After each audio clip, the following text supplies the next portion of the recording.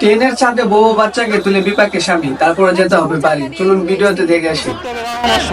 আমরা জানলা দিয়ে উঠছি।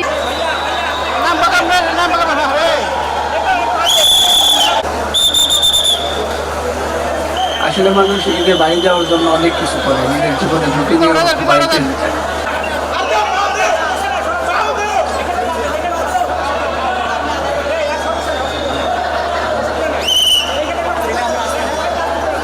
ধরছি না এই যে ধরছি উড়া দাও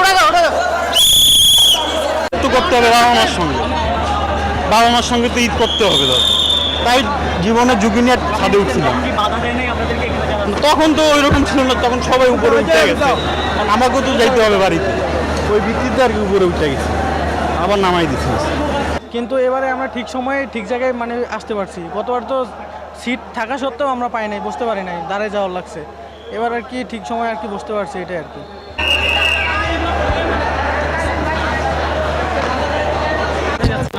আমরা দেশে যাচ্ছি, একটু তো হওয়াই লাগে, যেহেতু ঈদের টাইম সবাই বাড়ি যাচ্ছে এজন্য।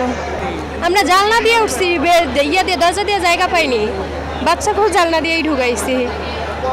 আমাদের টিকিট আছে, অনেকেরই টিকিট নাই, ওরাও জ্যাম করতেছে, এই জন্যই আর কি আমাদের ভোগান্তি হচ্ছে।